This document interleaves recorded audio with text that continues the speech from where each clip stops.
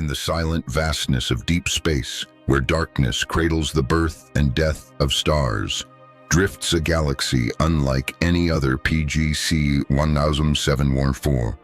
From a distance, it appears serene, a luminous ring of pale, uniform stars, suspended like a ripple in the fabric of the cosmos. It is a cosmic artifact, a structure so clean and so precise that it seems to defy the chaotic nature of the universe. It hangs in the void, not as a sprawling, messy spiral or a dense, featureless elliptical, but as a perfect, glowing circle. But a closer examination, a deeper look into its faint light, reveals something far more enigmatic. Unlike most ring galaxies, which are typically defined by a prominent central bulge or a bright, star-filled nucleus, this galaxy lacks a clear core. It is as if its heart has gone missing, or perhaps never existed at all.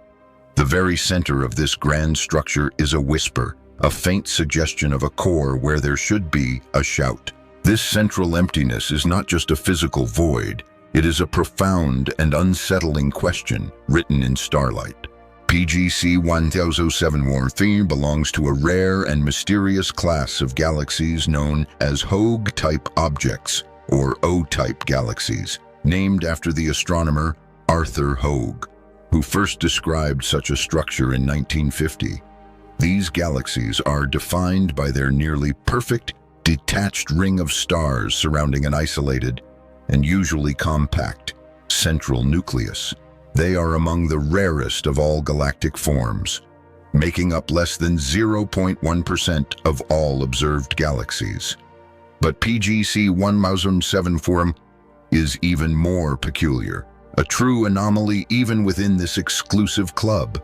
Not only does it lack the typical bright, compact central nucleus that defines a Hogue-type object, but the ring itself appears unusually detached, giving it the unsettling and almost ethereal appearance of a cosmic donut, floating alone in the vast, empty darkness of intergalactic space. The stars in this outer ring are young, bright, and intensely blue, a clear hallmark of recent and vigorous star formation. However, the origin of this ring, the mechanism that sparked this burst of life in such a perfect circle, remains deeply uncertain.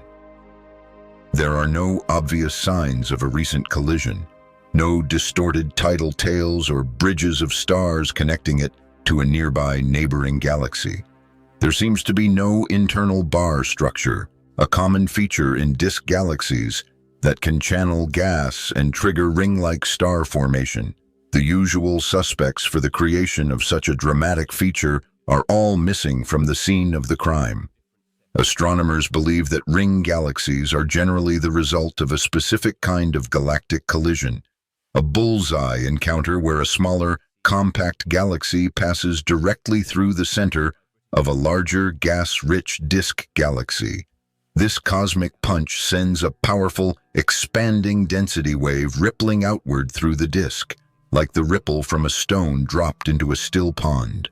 As this wave travels, it compresses the interstellar gas, triggering a wave of star formation in a luminous, expanding ring. But in the case of PGC100714, such a dramatic and violent explanation feels incomplete, almost out of character with the galaxy's serene and isolated appearance. There is no visible companion galaxy, no characteristic trail of disturbance in the surrounding space, only the quiet, profound silence of an almost perfect circle against the black. The mystery deepens when considering the remarkable symmetry of the ring.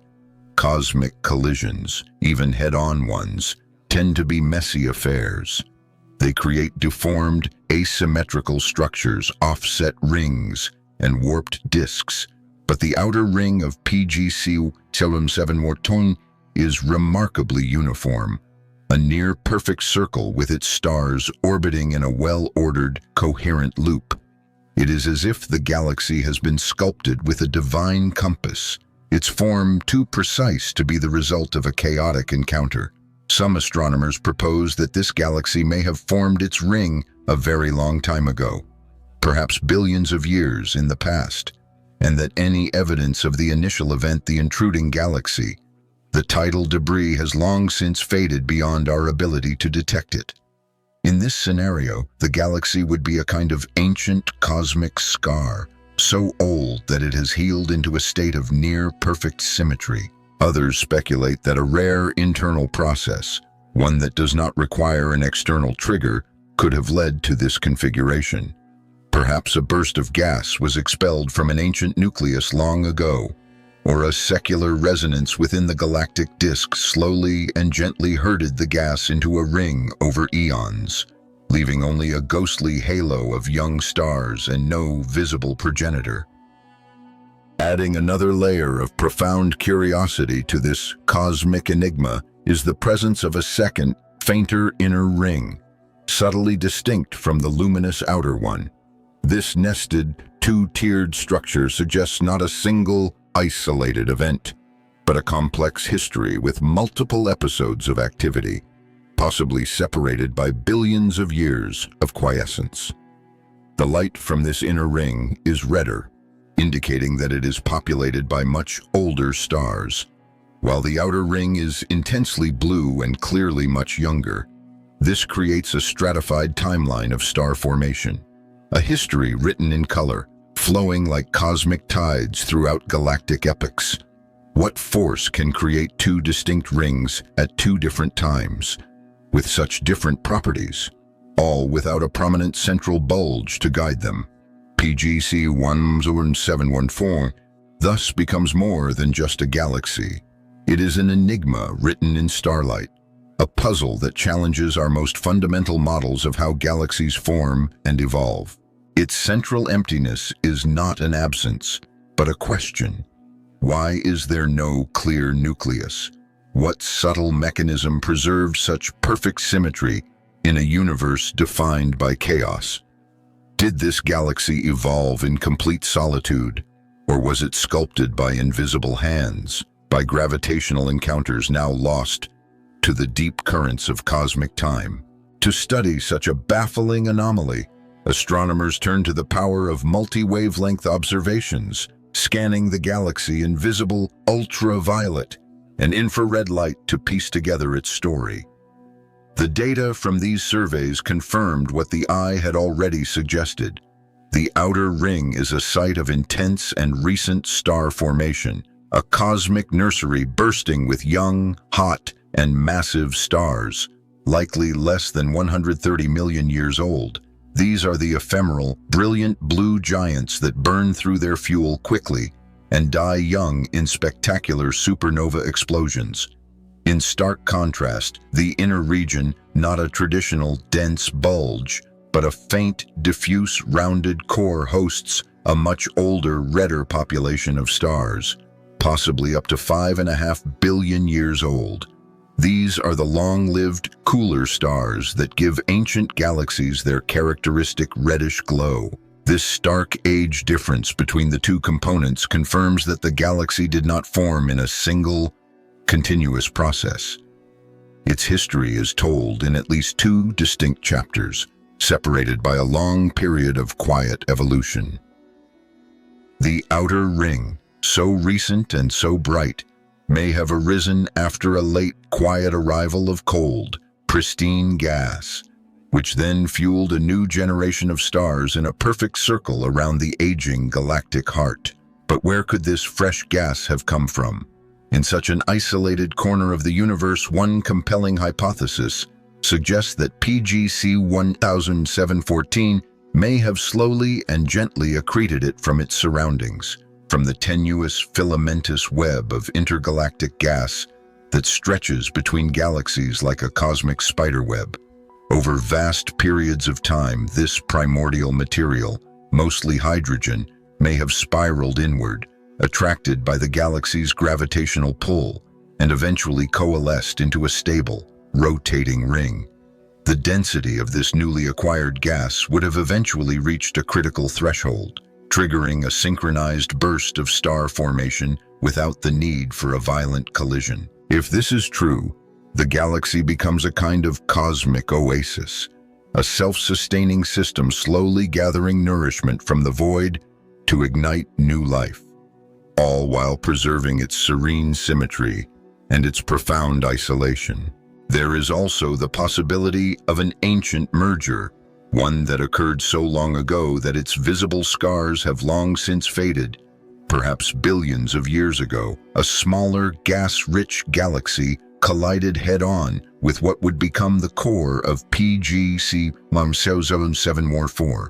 This initial violent event could have triggered the formation of the first inner ring of stars, while also disrupting and expelling much of the interstellar gas into a large, surrounding halo. Over the eons, gravity would have worked its slow magic, smoothing out the chaos of the initial collision, allowing the stellar orbits to settle into a more ordered, symmetrical state. Meanwhile, the gas that was thrown out during the merger may have slowly cooled and rained back down onto the galaxy, settling into a new, stable disk far from the center. After billions of years of calm, this newly settled gas could have formed the second outer ring that we see today, a delayed consequence of a cosmic violence that has long since been forgotten by the stars. However, each of these explanations feels like a story with missing pages, a narrative that does not quite fit all the observed facts. No single existing model can fully and elegantly account for all the peculiar features of PGC100714. Why is the outer ring so clean and free of the distortions and asymmetries that are the hallmarks of galactic interactions?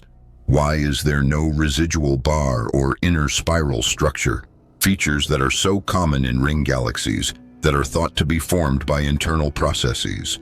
Why are the two rings so profoundly different in age and color, yet so harmoniously and perfectly aligned? These are not just questions for astronomers, they are questions about the very nature of cosmic evolution. Galaxies like PGC100714 offer us precious glimpses into the deep, non-linear, and often surprising pathways of galactic evolution. They challenge our neat and tidy categories of spiral or elliptical, young or old, dynamic or passive.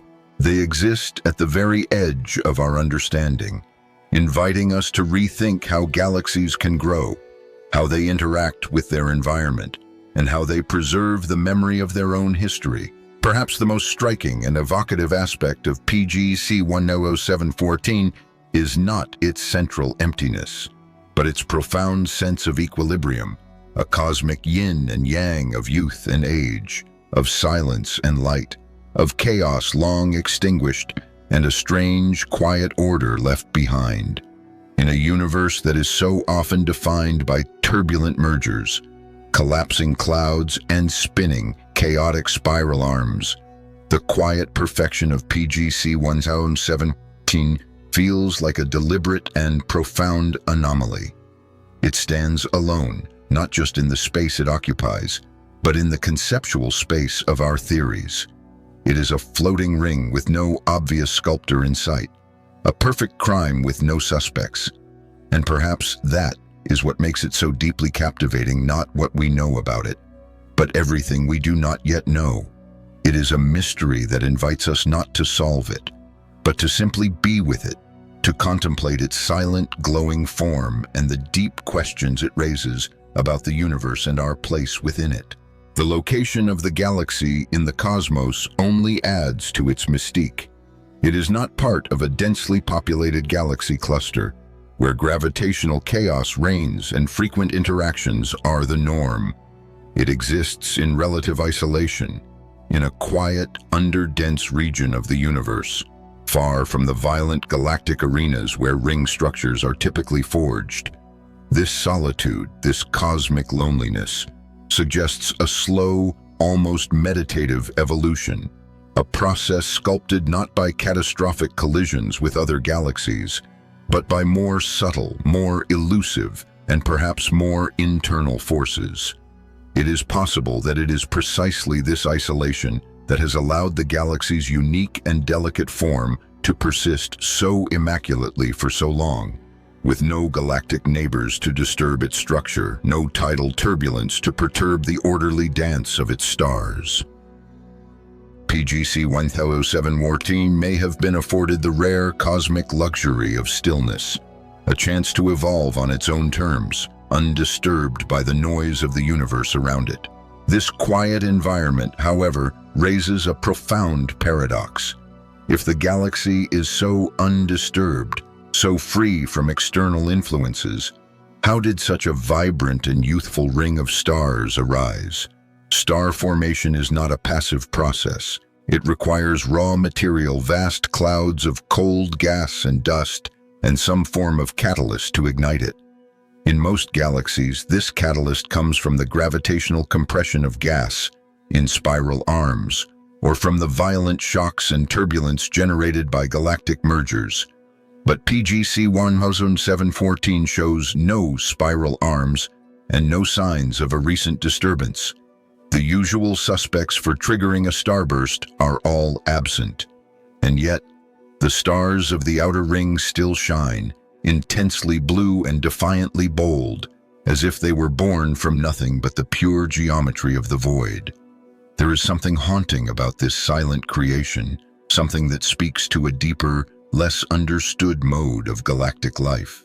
PGC100714 challenges our understanding not just of galactic mechanics, but of the very nature of cosmic time, memory, and transformation. In its serene and perfect form, we see the faint echoes of an event that may have once happened, a drama whose actors have long since left the stage, or perhaps an event that never occurred at all in the way we understand it. It is a shape without an apparent cause, a ring without a finger, a wave without a splash. It is a powerful reminder that in the vast and complex history of the cosmos, not every structure is a direct and violent consequence of another. Some forms may be the result of waiting, of slow, invisible processes peeling away layers of chaos over the eons, of a gradual settling into a state of profound and beautiful equilibrium. The absence of a central bulge, the missing heart of the galaxy, becomes a symbol in itself, a resonant silence at the core of the galaxy's being. Most galaxies, like our own Milky Way, hold the bulk of their mass at their center, condensing stars, gas, and a supermassive black hole into a dense, bright, and active heart. But PGC100714 does the opposite. It expresses itself at its edges. Its life, its vibrancy, its beauty lives not in its center but in the symmetry of its circumference. It is a galaxy that speaks through absence, through what it holds back rather than what it displays. It is a cosmic minimalist, a structure of profound elegance and restraint. And in that sense, PGC100714 becomes more than just a peculiar astronomical object. It becomes a question mark inscribed in stars, a structure that resists our attempts at categorization, that defies the neat molds of galactic classification, that whispers of a cosmic order we have not yet grasped. It is at once primitive in its simple, circular form and incredibly refined in its symmetry and balance. It is ancient at its core and newly born at its edge. It is mechanical in its orbital precision and almost mystical in its appearance. It is galaxies like PGC100714 that serve as crucial reminders that the universe is not simply a system of predictable laws, but also a rich and varied landscape of exceptions. For every model we build, for every formula we write to predict the motion of stars or the growth of galactic disks, there exists a PGC1007 quietly and elegantly invalidating our certainty with its silent defiance. Its luminous blue ring is not just a loop of incandescent stars. It is a loop in our logic, a beautiful circle drawn around an explanation that we have not yet found. And yet, it is this very mystery that fuels the scientific imagination and drives our quest for understanding. With every puzzling detail, PGC100714 becomes a natural laboratory for the exploration of new and unconventional theories. Could its unique structure be the result of interactions not with another galaxy, but with the invisible and mysterious dark matter that we know surrounds it?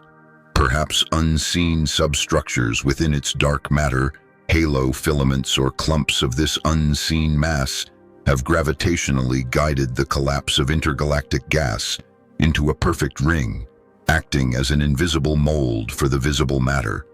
Or perhaps PGC100714 is an ancient relic of a different population of galaxies that may have been more common in the early universe, long before the dominance of spirals and ellipticals.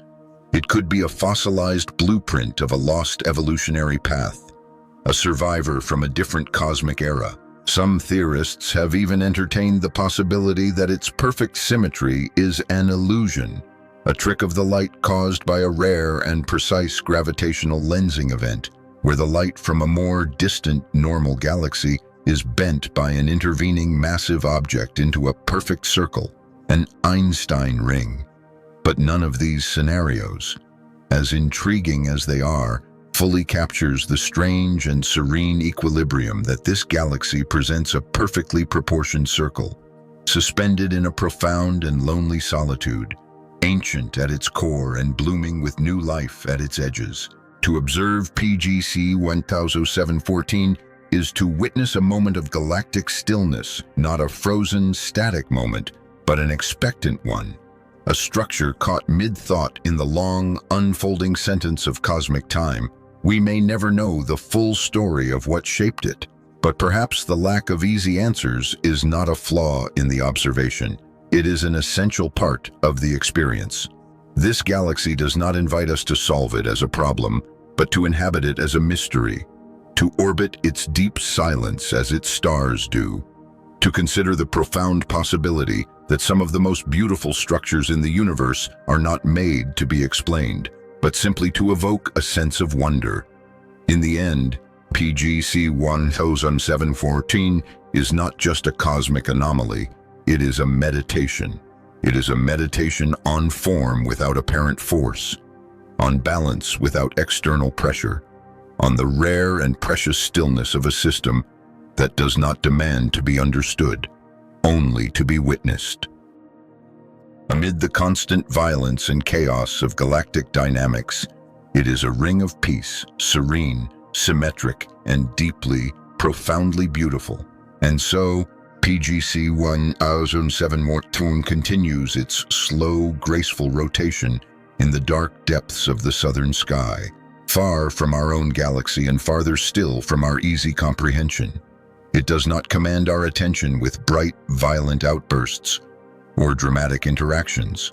Instead, it persists in a state of quiet, almost regal, elegance, a lone ripple frozen on the surface of space-time. Each stately orbit of its luminous ring is a soft echo of a hidden cosmic history, a luminous question, tracing the very limits of what we think we know. It is a powerful reminder that the universe is not built solely on the typical, the average, the predictable, but is also shaped by the rare, the silent, the anomalous, the elegant irregularities, the whispered exceptions to the rules. PGC100714 tells us that not all galaxies grow through the chaotic beauty of spiral arms or collapse into the dense, featureless glow of elliptical cores. Some choose to trace their stories along the edge of the void, in the profound symmetry of isolation, in the quiet grace of a ring with no origin we can name. And perhaps that is the truest and most important lesson it has to offer us, that beauty in the cosmos is not always tied to function, that order can arise from silence, and that mystery is not a flaw in our knowledge to be solved, but a space in our understanding to be respected. PGC100714 does not explain itself, and perhaps it does not need to. It simply is. A luminous enigma drifting at the edge of our understanding, glowing softly, patiently in the dark, in the endless, sprawling ocean of galaxies that populate the observable universe, the chaotic spirals tangled with star-forming arms, the giant ellipticals swollen with ancient red light. and the irregulars scattered like the cosmic debris of ancient collisions. PGC100714 stands out as a singular, almost contemplative presence. It does not shout for attention with the brilliant glare of a quasar or the violent light of a supernova. It murmurs, its form as subtle and as perfect as a ripple left on a still pond by an unknown event. It moves with a timeless, stately rhythm, an elegant relic of a cosmic process we do not yet understand. And in that profound stillness lies a strange and powerful kind of eloquence. Its circular outer ring, almost mathematical in its precision, glows with the intense, vibrant light of young, hot, blue stars, massive, ephemeral suns burning through their brief and brilliant lives on the very edge of the void.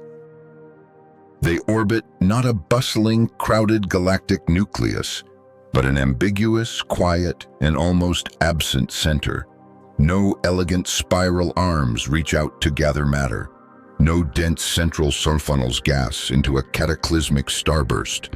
Instead, PGC100714 embodies a rare and beautiful equilibrium, a system where the outward expression is far more vivid and alive than the inner heart. It is a cosmic architecture that seems to invert the usual logic of galactic evolution, where activity and mass normally collapse inward over time. Here, for reasons we do not yet comprehend, creation has bloomed outward, as if the cosmos decided to paint this particular canvas from the center out, leaving the middle almost untouched. Telescopic observations across the electromagnetic spectrum reveal that the outer ring of PGC100714 extends almost 130,000 light-years across, a diameter slightly larger than that of our own Milky Way. It is composed of intensely luminous clusters of stars that are remarkably young in astronomical terms, having formed in a synchronized burst of creation. This suggests that the formation of the ring was not a random or staggered process, but the result of a coherent and organized event that swept through the galaxy's outer regions. Yet the lack of visible instigators, no nearby interacting galaxies, no gaseous bridges connecting it to its environment, no obvious debris from a past merger, means that the ultimate cause of this creative event remains deeply, profoundly veiled. Even the inner region of the galaxy, though faint and less structured, tells its own compelling story. Photometric analysis of its light reveals a diffuse, reddish structure, a clear sign of an aging population of stars housed in a spheroidal, almost spherical, distribution. There are subtle hints of a former, now faded ring, or perhaps a fossilized disk, a suggestion that PGC100714 may have once been a more typical galaxy, a galaxy with a more defined center, perhaps even with spiral arms that have since been lost or transformed into the serene structure we see today. The idea that we are witnessing a single static moment within a much longer and more complex metamorphosis is not just compelling, it is haunting, like a perfectly preserved shell found on a cosmic beach. PGC100714 may be what remains after eons of silent, invisible tides have washed away the evidence of its past. In many ways, this galaxy acts as a kind of astronomical koan, a paradoxical question or statement that is used in Zen Buddhism to provoke doubt and test a student's progress. It is an unanswerable question designed not to be solved with logic, but to be contemplated until a deeper understanding arises. It exists at the intersection of our neat categories. It is ring-like, but not like the typical collisionally formed rings we are familiar with. It is highly symmetric, but not clearly sculpted by any known gravitational hand. It is isolated from the chaos of the universe.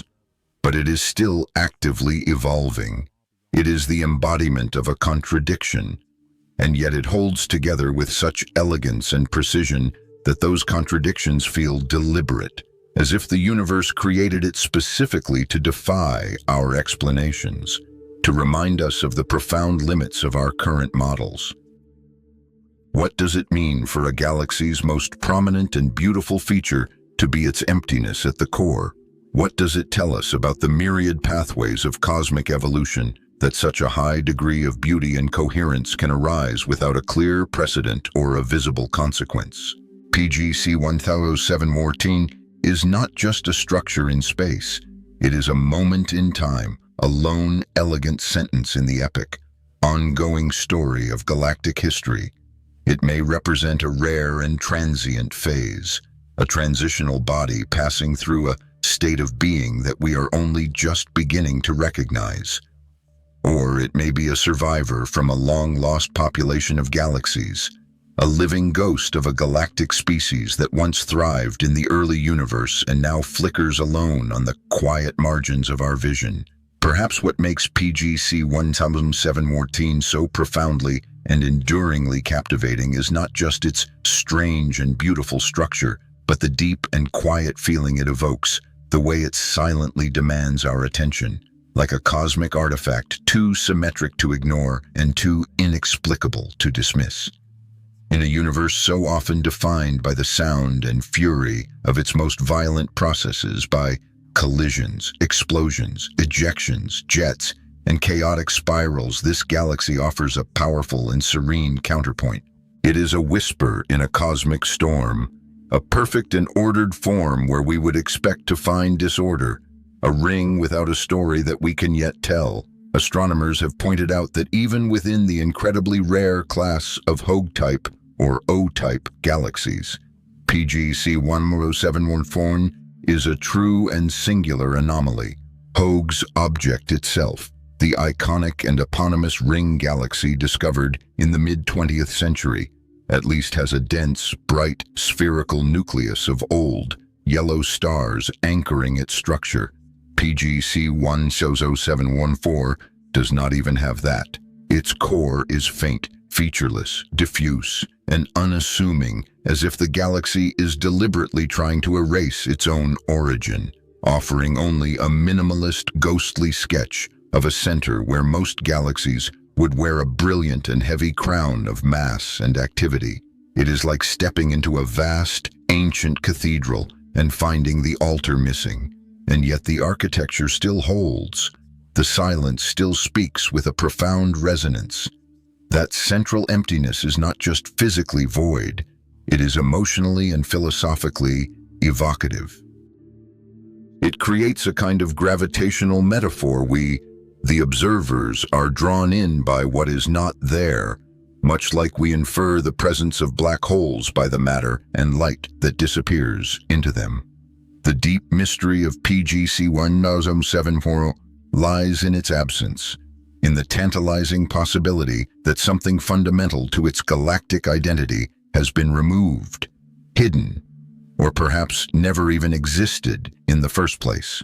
And then there is the symmetry. In nature, on Earth, and in the cosmos, perfect symmetry is rare, and where it exists, it is often fragile and ephemeral. Perfect snowflakes melt, bubbles burst, and even the most symmetrical living organisms have their slight deviations. Yet this galaxy's outer ring maintains a calm, disciplined, and almost mathematical equilibrium, curving without any noticeable distortion, enclosing a vast region of space in a near-perfect circle.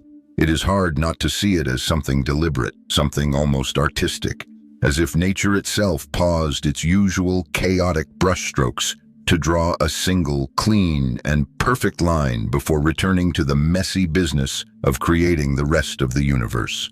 To imagine how such a structure could have formed is to enter the realm of speculative astrophysics, a place where our models must bend and the data whispers more than it declares.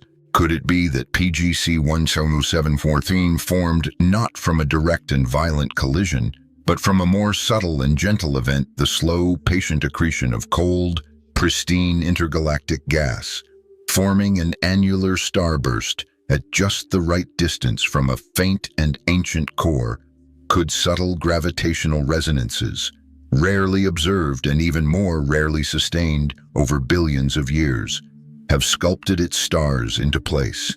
Like a celestial standing wave, a pattern of cosmic music made visible.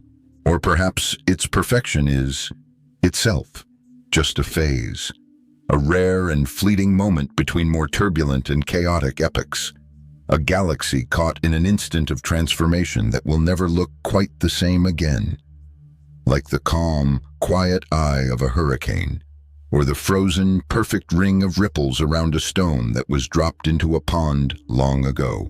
PGC100714 may be suspended in a state of temporary, beautiful serenity before the inexorable forces of entropy and gravitational dynamics return and its delicate structure begins to unravel into something more common, more disordered, whatever the cause. This galaxy has become more than just a case study for astronomers. It has become a symbol of cosmic patience, of improbable order, of a form of evolution that is not driven by violence, but perhaps by stillness.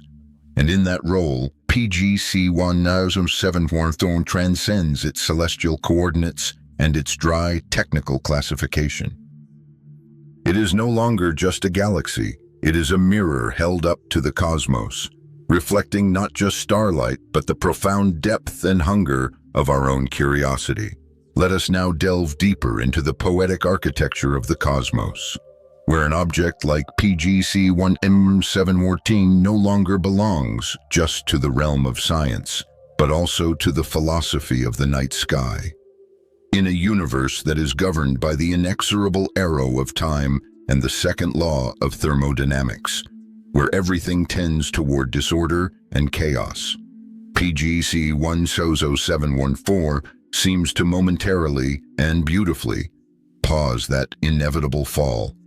It is an act of perfect balance in a sea of cosmic imbalance, a geometric and elegant negation of the universe's inherent tendency towards entropy. It holds itself together like a memory that refuses to fade, delicate, quiet, but unmistakably, profoundly present. Time may move around it, stars may be born and die within its luminous orbit, but the perfect ring remains, turning slowly and silently around a center that offers no clear explanation for its own existence. And perhaps that is its deepest secret. It embodies the concept of memory, but not the kind of memory that we can easily archive or understand, not the kind that is found in data or images alone.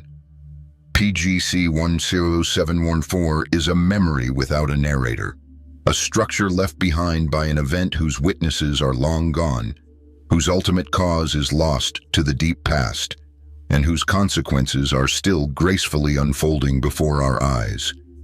It is the silent, visual echo of a song that we cannot hear, preserved for us only in the ancient language of light. In this way, this distant galaxy becomes a powerful metaphor for much more than just astronomy. It becomes a meditation on the nature of identity itself, both galactic and human. Who are we when we no longer remember how we came to be? What remains of a structure when its very core has been removed or has faded into obscurity? Can a form exist without a clear function?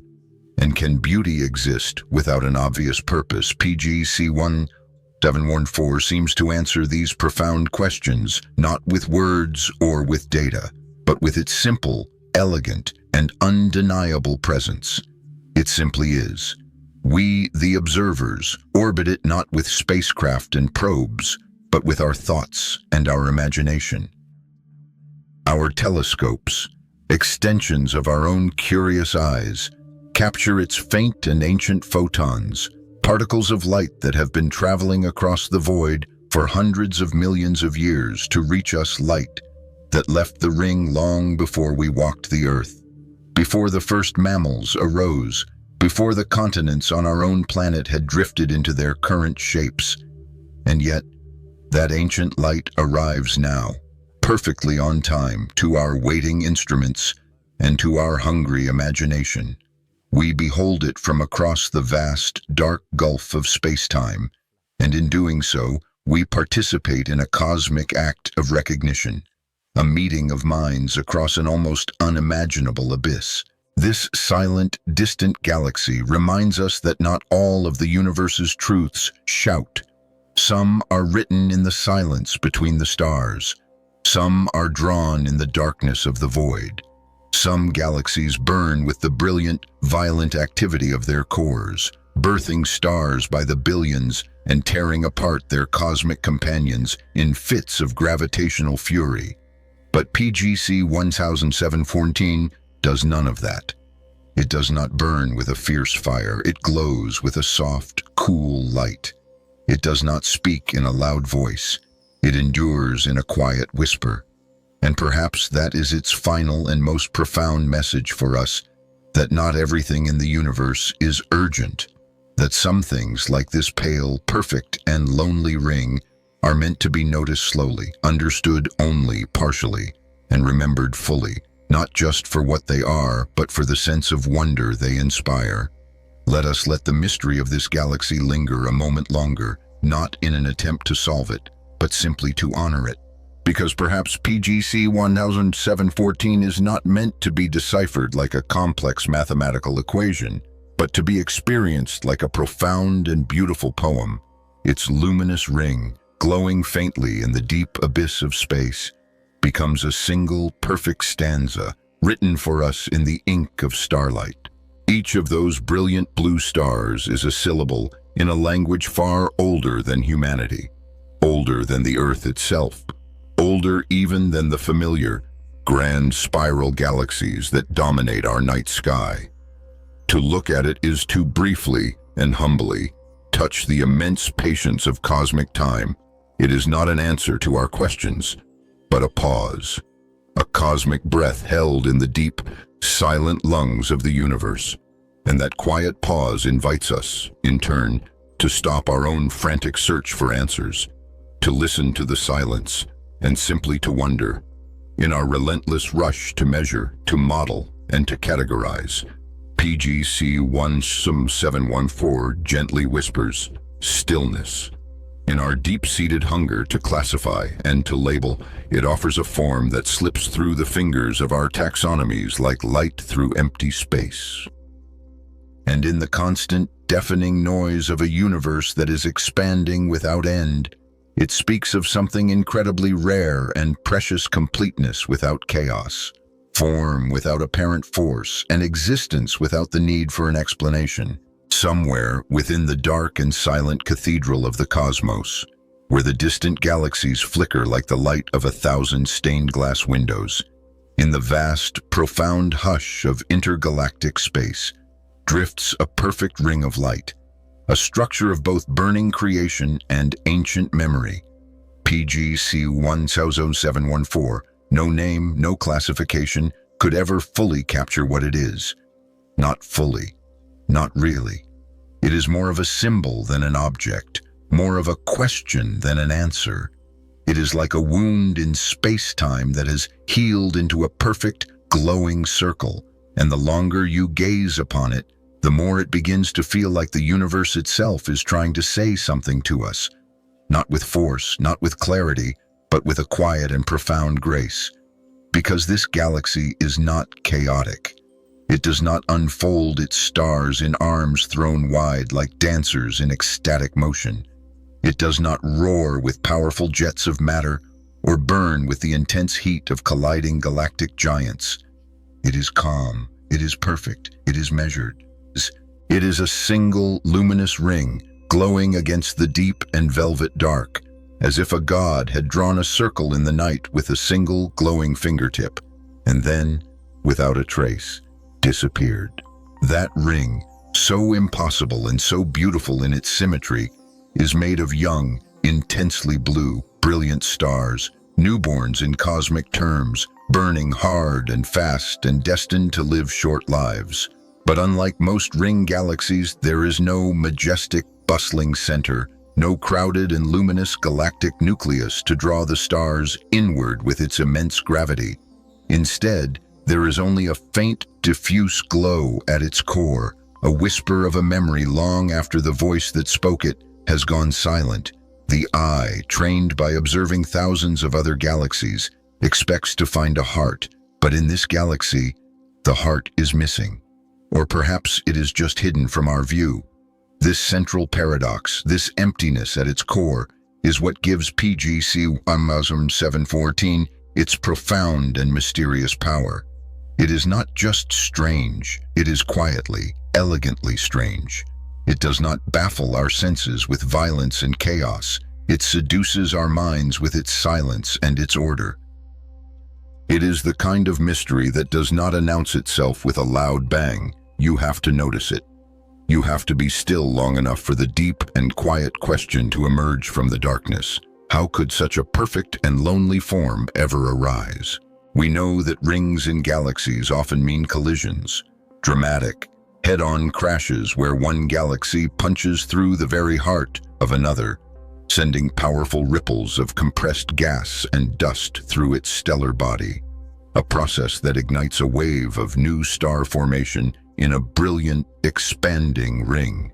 But here, in the case of PGC100714, we find no debris, no gaseous bridges, no second galaxy, no cosmic smoking gun. There is just this, a newborn circle of burning light, wrapped around an ageless, almost centerless core, suspended in the void, untouched, whole, and profoundly alone. And if it was not formed in a moment of cosmic violence, some theorists have suggested that this beautiful ring may have formed gently, through the slow and patient accretion of cold, pristine gas from the intergalactic medium, that vast, invisible sea of hydrogen that lies between the galaxies. Over hundreds of millions of years, that primordial gas could have gathered and cooled, slowly spinning up to form the stable, star-forming ring that we see today, a structure cradled by the invisible hands of dark matter and sculpted by the pure mathematics of symmetry.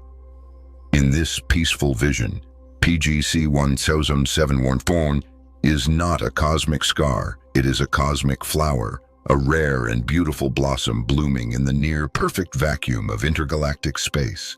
But even that elegant explanation does not fully explain everything we see, because PGC100714 does not have just one ring, it has two. The inner ring, fainter, older, and redder in color, is like a ghostly, silent echo of the brilliant and youthful outer one. This layered, nested structure suggests an even deeper and more complex mystery, not one moment of creation, but two. Not a single isolated event, but a long and complex sequence. As if this galaxy has somehow managed to reinvent itself through the deep river of cosmic time. As if in its profound loneliness, it has learned to sing in multiple, harmonious voices, a brilliant blue for its youth, a soft red for its age, a perfect harmony in its form. We do not know what it is becoming. We barely know what it is.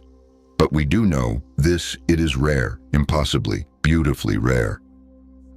Among the hundreds of billions of galaxies that we have observed, only a handful display this kind of coreless, double-ringed symmetry, and fewer still are so profoundly isolated, so completely free of any outside interference. In a cosmos that is so often governed by the brutal laws of gravitational wars, this galaxy seems to have chosen a path of peace, and yet there is a profound tension in that peace, a beauty that is born not of ease, but of a quiet and powerful endurance. Because to remain so untouched, so perfect, in a violent universe is itself a monumental feat. It suggests a hidden strength, a quiet resilience, a way of being in the universe that we are perhaps only just beginning to understand. PGC100714 is not just a galactic curiosity, it is a cosmic koan. It is compact, it is resonant, and it is almost infinite in its implication. It reminds us that even in the coldest and most desolate voids of space, wonder can bloom. That not all of the universe's stories are told with loud explosions and violent collisions. Some are traced in silent, perfect circles, Some only speak when we take the time to listen to the quiet, and some are still gracefully and mysteriously unfolding. And perhaps we, from our small blue world, drifting under the light of our own star, were meant to witness this strange and beautiful galaxy, to record its light, to wonder at its form, to remember its existence, not just as scientists seeking answers, but as a small piece of conscious matter, briefly awake in a vast and silent universe, looking out across the abyss of time at a perfect and enigmatic mirror made of stars. To understand the unique structure and complex history of PGC100714, astronomers must rely on a careful and multifaceted approach, combining detailed photometry, which is the measurement of the brightness and color of its light, with spectral energy distributions, which break that light down into its constituent wavelengths, and sophisticated dynamical modeling, which attempts to simulate its motion under the laws of gravity. What makes this particular galaxy so profoundly fascinating to scientists is that it challenges several of our fundamental and most cherished ideas about how ring galaxies form, evolve, and are maintained over cosmic timescales. Traditionally, ring galaxies are associated with violent and specific gravitational interactions, typically a head-on, bullseye collision where a smaller, compact galaxy passes directly through the disk of a larger one. This dramatic process generates powerful radial density waves, like the ripples spreading from a stone dropped into a still pond. These waves travel outward through the larger galaxy's disk, compressing its reserves of gas and dust, and triggering a massive, synchronized burst of star formation in an expanding, luminous ring. But in the case of PGC100714, we see none of the telltale signs of such a catastrophe. There is no visible intruder galaxy in its vicinity, no faint streams of stars torn from the interacting galaxies, no warped or distorted disk, no tidal tails. The ring is too clean, too quiet, too perfect. The observational data we have gathered so far suggests that a much more subtle and delicate process might be at play in the formation of this remarkable object. A strong and leading candidate is a process known as cold mode accretion, the slow, gentle, and continuous inflow of pristine hydrogen gas from the vast and tenuous intergalactic medium.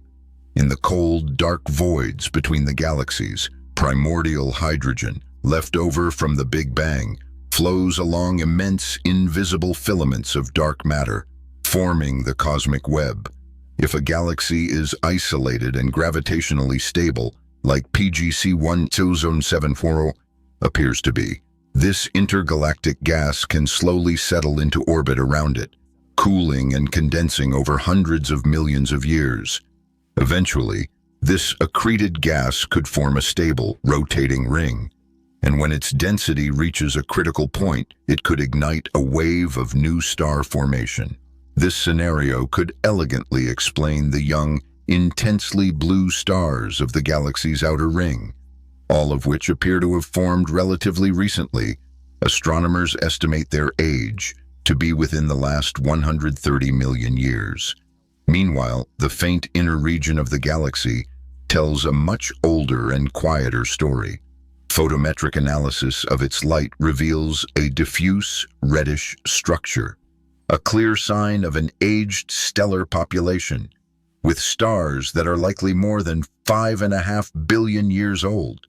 This stark contrast in age and color between the inner and outer rings is extremely rare and provides strong evidence that PGC100714 went through at least two distinct and well-separated evolutionary phases, a long, passive, and ancient history, followed by a recent and dramatic rejuvenation at its edges. This kind of double ring structure invites other, more complex theories, particularly those involving orbital resonances. These are specific radii within a galactic disk, where the orbital periods of the stars and gas are in a simple integer ratio with the rotation of some large-scale pattern, like a central bar. These resonances can cause gas and dust to accumulate at those specific locations, leading to the formation of rings.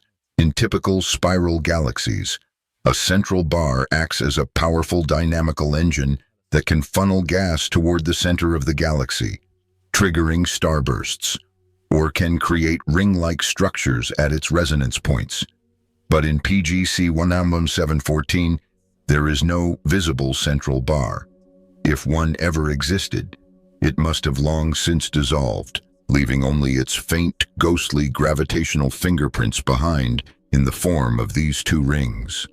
Another crucial factor in maintaining the pristine symmetry of this galaxy is likely the nature of its dark matter halo. All galaxies are thought to be embedded in massive halos of this invisible dark matter, which govern their large-scale gravitational behavior.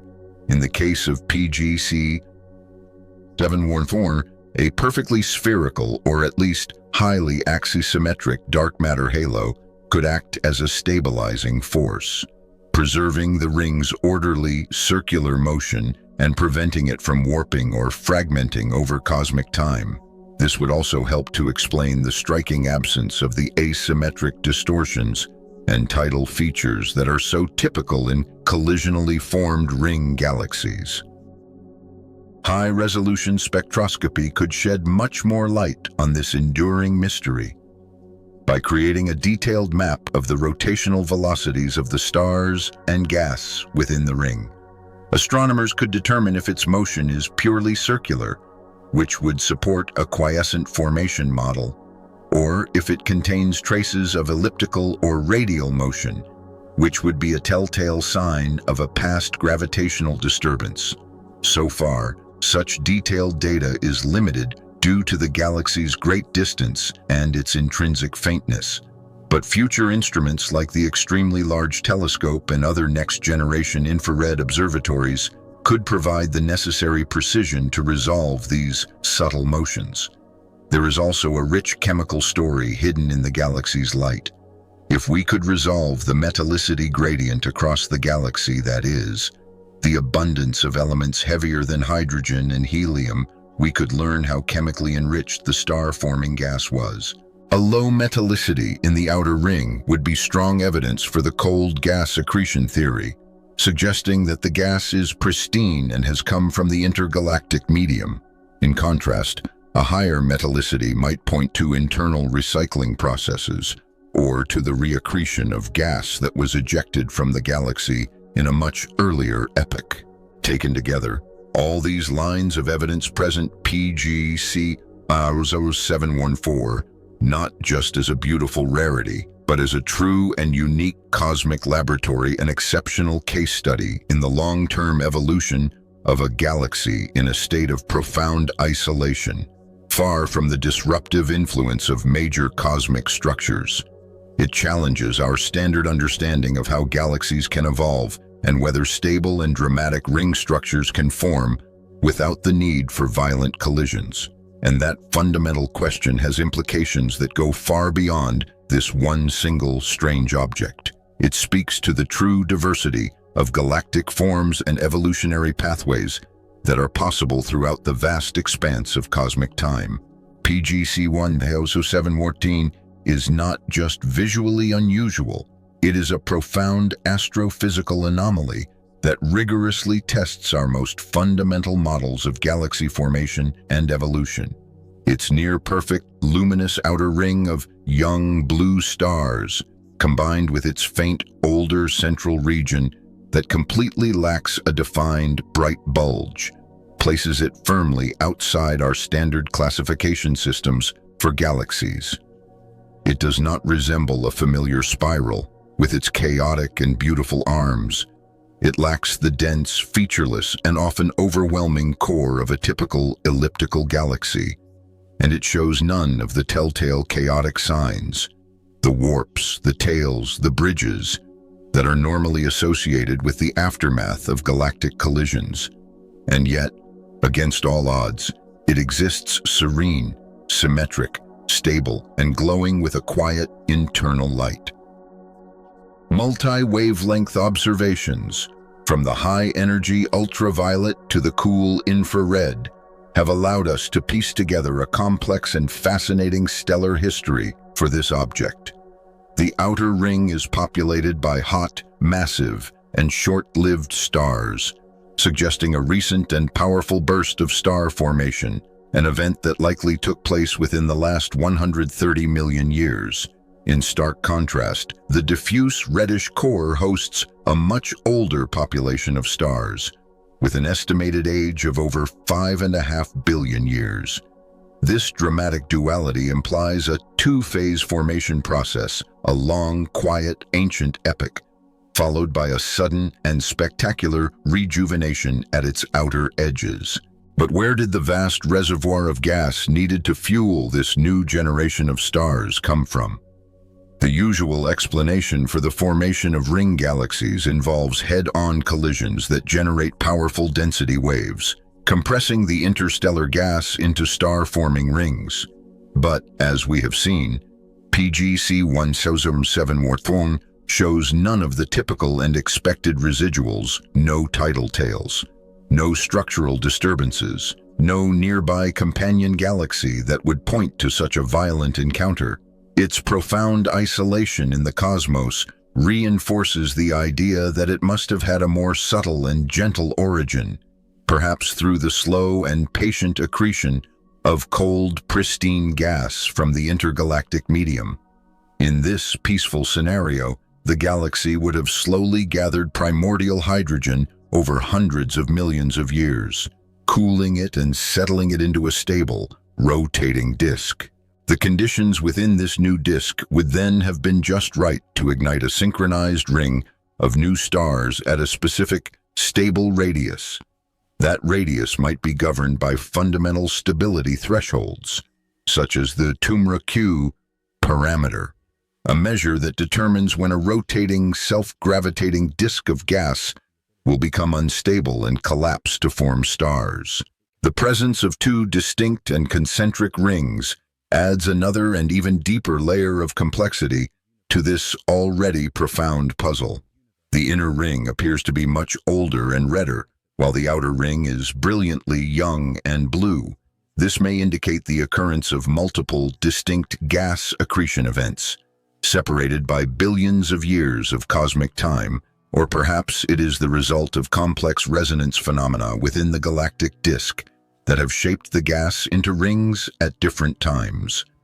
It is possible that the galaxy once had a weak central bar, a very common feature in disk galaxies, which has since dissolved and faded from view, leaving behind only its gravitational imprints in the form of these concentric ring structures.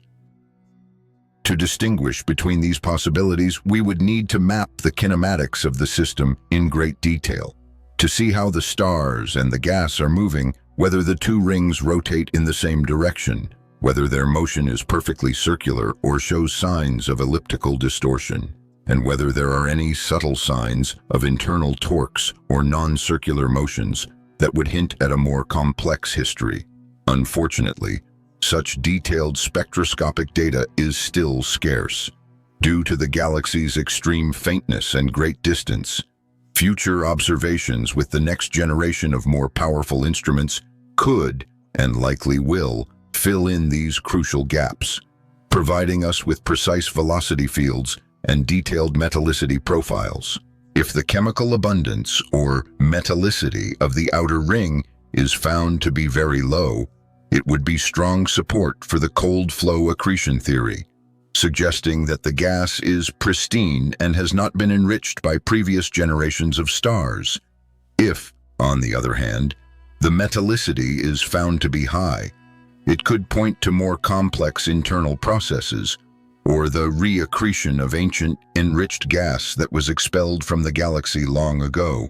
Either result would fundamentally reshape our view of how galaxies can evolve in a state of profound isolation, far from the violent and crowded environments of galaxy clusters. Dark matter also likely plays a crucial and stabilizing role in this story.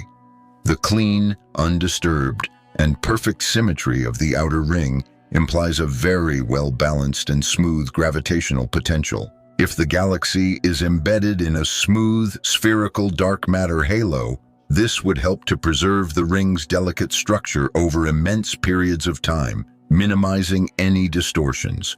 If that dark matter halo were triaxial or clumpy, we would expect to see signs of warping or instability in the ring. The fact that we do not see such features suggests that the galaxy sits in an unusually harmonic and peaceful gravitational environment. Statistically, galaxies like PGC100714 are extremely rare. Hogue-type or O-type galaxies make up less than 0.1% of all known galactic systems, and those with double rings and no bright, defined nucleus are rarer still. But it is precisely in these strange and beautiful edge cases, these outliers, that science often makes its greatest leaps forward. They act as natural and unique experiments, testing the absolute limits of our current models and reminding us, with a profound humility, that not all galaxies follow the same expected evolutionary path. In this sense, PGC100714 is more than just an anomaly.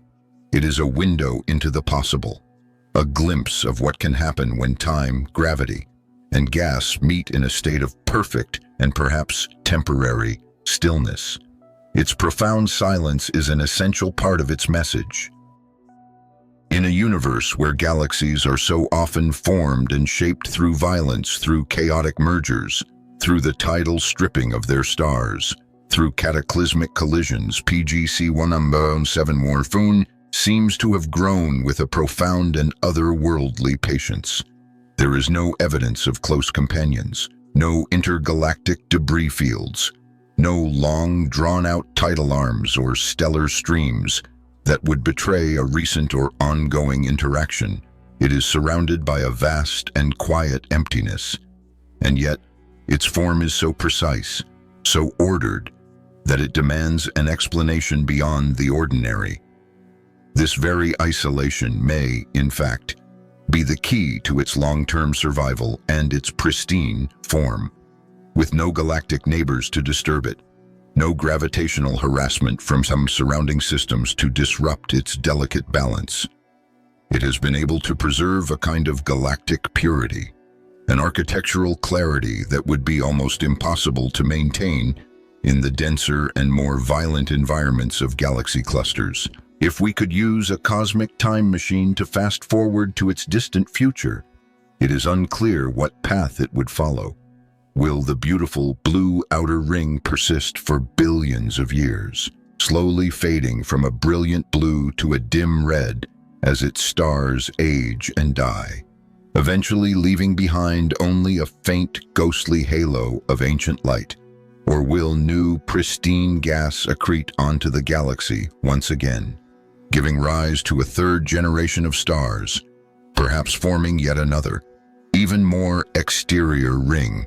That remarkable possibility would turn PGC100714 into a kind of stratified, living time capsule, a galactic tree ring recording each distinct era of its creative activity in ever-expanding circles of luminous light. Its structure would then be a visual history not of destruction and chaos, but of quiet, cyclical rebirth through the patient accumulation of matter from the void. Studying this strange and beautiful galaxy could also shed new light on the nature of the very early universe.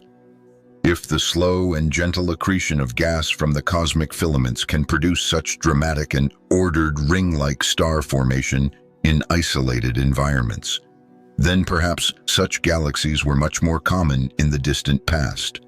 When cold, pristine gas was far more abundant, and the rate of galactic mergers was lower in certain quiet regions of the cosmos. In that sense, PGC100714 might not be merely a modern-day rarity, but a living fossil, a contemporary representative of a galactic formation mode that is now all but extinct, save for a few exceptional and lonely survivors like this one. It could be a blueprint for a lost and forgotten evolutionary path for galaxies. It could also have profound philosophical implications for how we define and categorize a galaxy. Most of our definitions are based on a galaxy's morphology, its mass or its stellar population. But PGC100714 seems to resist all of our simple labels. It has no spiral pattern, no central bulge, no active nucleus. And yet, it is an organized and coherent system, a self-contained gravitational and stellar entity with its own long and complex history. Perhaps it demonstrates that the boundaries we draw between ellipticals, spirals, lenticulars, and rings are not as fixed and as meaningful as we believe. Maybe the form of a galaxy is more fluid and more transient in the deep river of cosmic time than any of our static classification systems can ever hope to capture. The more we study galaxies like this, the more we are reminded that cosmic evolution is not a single linear story. It is a branching, cyclical, and often recursive process, where profound symmetry can arise from deep silence, and where breathtaking beauty can emerge from the very absence of chaos. PGC100714 is a living contradiction, a galaxy that should not be so pristine, and yet it is. A ring of brilliant young stars that should be unstable, and yet it persists. A structure that should reveal the cause of its own creation, and yet it keeps its deepest secrets hidden.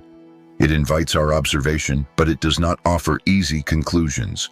It invites our most profound questions, but it offers no simple answers. And in doing so, it becomes more than just an object of scientific study.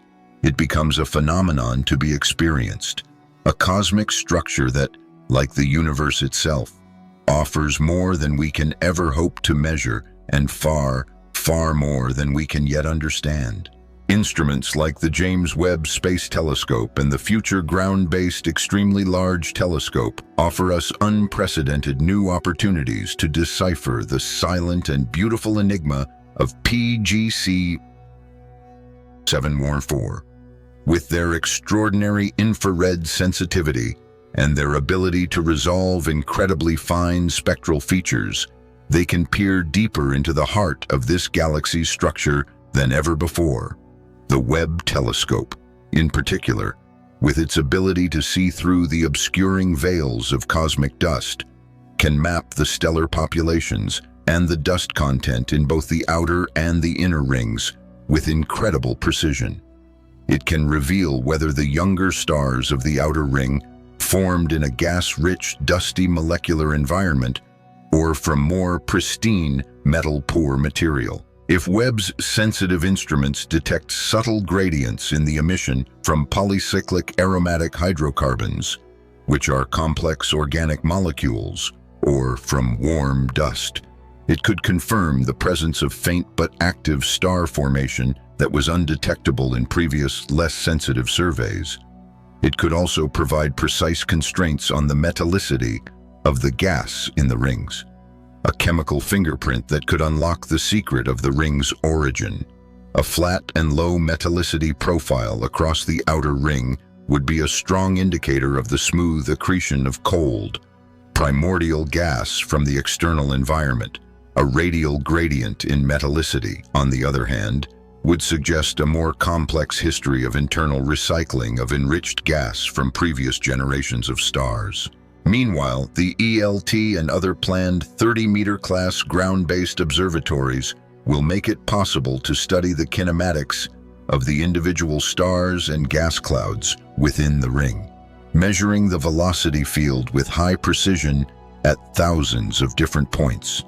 This would allow us to answer fundamental questions about the galaxy's dynamics, whether the ring rotates like a solid, rigid body, whether it shows signs of radial expansion or contraction, or whether it follows a more complex and subtle orbital configuration. Such detailed data would allow us to build much more accurate models of not only how the ring may have formed, but also how it has managed to remain so remarkably stable over hundreds of millions of years. Another exciting possibility is the detection of faint hydrogen gas structures in the vast space around the galaxy, using the next generation of powerful radio observatories, such as the Square Kilometre Array. If extended, faint hydrogen tails, filaments, or inflow streams are detected in the galaxy's immediate vicinity. It would offer direct smoking gun evidence of intergalactic gas feeding the galaxy, a clear confirmation of the source of the fuel for its ring of fire.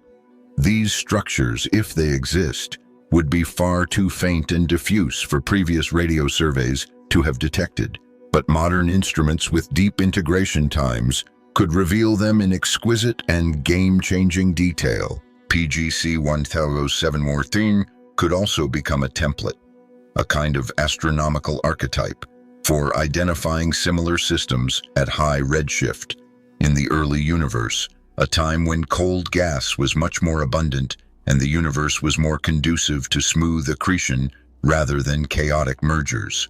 By using the deep field capabilities of the James Webb Space Telescope to search for other coreless, companionless ring galaxies in the early universe, astronomers might be able to uncover a whole hidden population of proto-O-type systems, the young, formative versions of what PGC100714 represents today in its mature and evolved state. Such a discovery could fundamentally change the way we think about the life cycles of galaxies. While the dominant narrative of galaxy evolution has long focused on the idea of hierarchical mergers and violent structural transformations, galaxies like PGC100714 suggest that alternative, more peaceful evolutionary paths might exist, paths that are shaped not by collision and chaos, but by slow, patient accumulation, by subtle internal resonances, and by the profound peace of a quiet cosmic environment. These paths may be rare in the universe today, but in the ancient cosmos, they could have played a crucial and previously unrecognized role in forming the rich diversity of galactic structures that we now observe. In this sense, PGC100714 is more than just a beautiful curiosity. It is a potential cosmological Rosetta Stone, a key that could help us to unlock the secrets of these quiet formation processes that often go unnoticed in the face of more dramatic and violent galactic events. If we can learn to read the language of its rings, its perfect symmetry, its complex chemistry, its subtle motion, we may discover a hidden grammar of galactic construction, a set of rules that operates outside our usual understanding. And while all of this scientific inquiry happens, the galaxy itself continues to drift, turning slowly and silently in a quiet corner of the cosmos, its ancient light still arriving at our world after crossing hundreds of millions of years of empty space. Each of those photons is a message from the deep past, a tiny fragment of a grand and beautiful story that we are only just beginning to comprehend.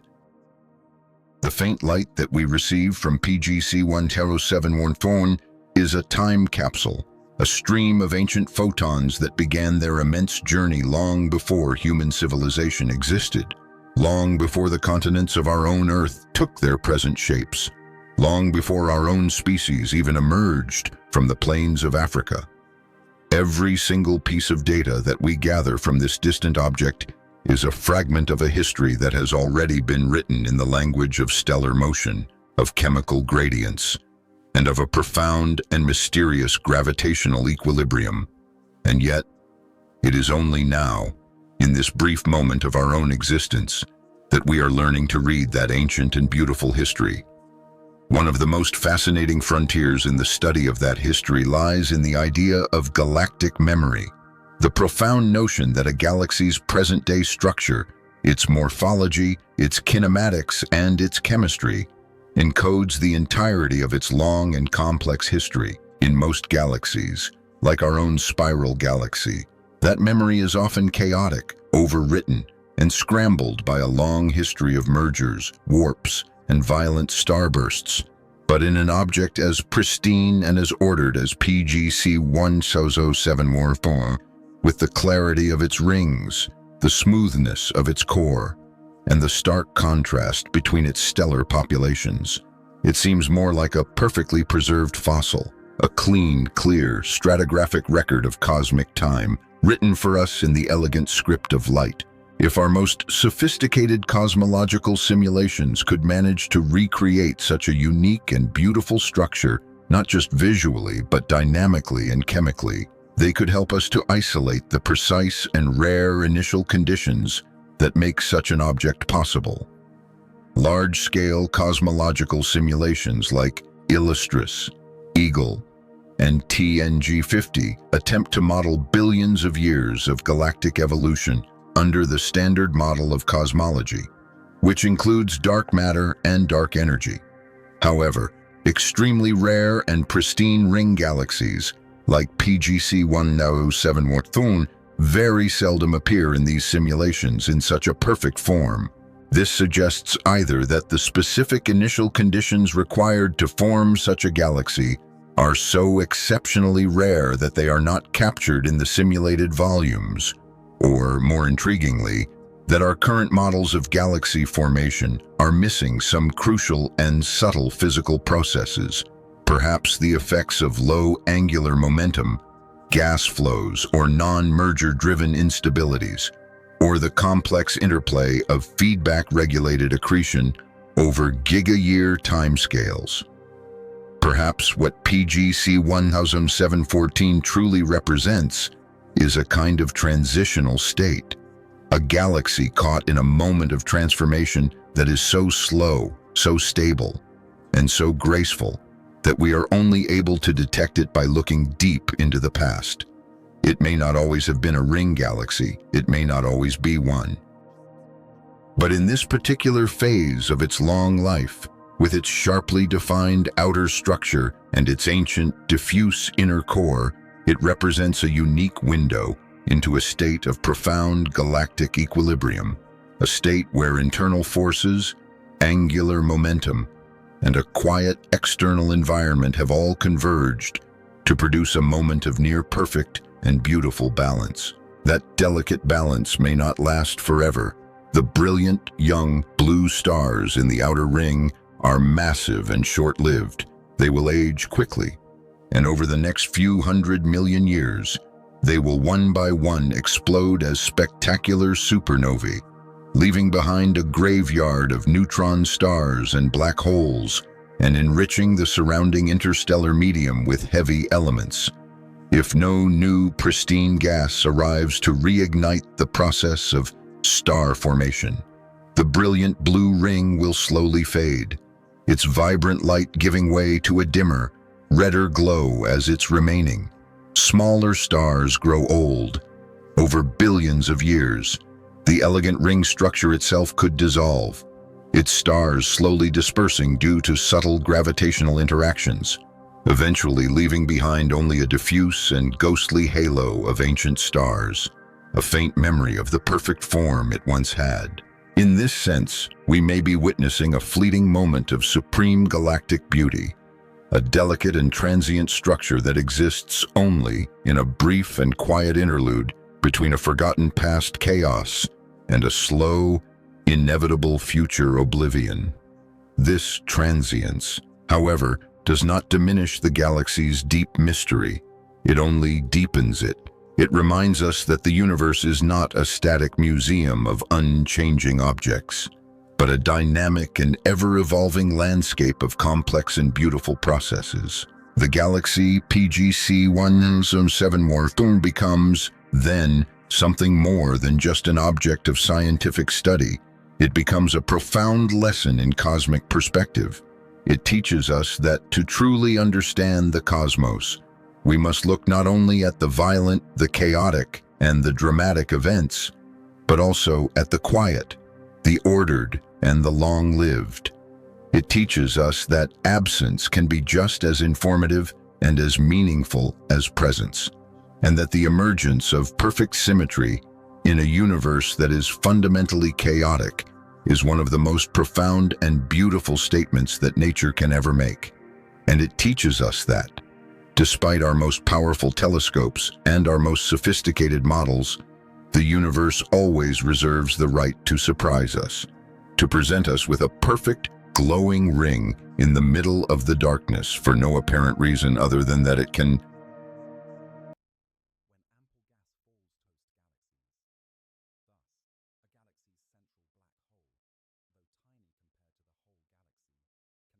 Light from a star 4 light-years away reaches your eyes tonight, carrying a glimpse of its past. A moment when Earth's oceans were younger and humanity's gaze was fixed on simpler skies. That star, perhaps Proxima Centauri, faint and red, whispers of distances vast yet measurable, a mere step in the cosmic tapestry. From Earth's surface, the naked eye catches about 2,000 stars, each a pinprick of light that has traveled years, centuries, or millennia to meet you. With binoculars, this number swells to 12,000, revealing fainter beacons that hint at the galaxy's deeper layers. Our Milky Way alone harbors 100 billion stars, and the observable universe stretches further, holding 10 to the power of 20 stars, a number so immense it dwarfs the grains of sand on every shore. This vastness begins with a single photon's journey, governed by the speed of light, 300,000 kilometers per second. When you look at Sirius, the brightest star in the night sky, you see it as it was 8 years ago, its white dwarf companion too faint to discern without a telescope. Astronomers, since Hipparchus in the 2nd century BC, have measured such brightness using magnitudes. A first magnitude star, like Sirius, shines with a brilliance 100 times greater than a 6th magnitude star, barely visible to the unaided eye. George Pogson, in 1850, refined this scale. Each magnitude step corresponds to a brightness decrease by a factor of 2.5.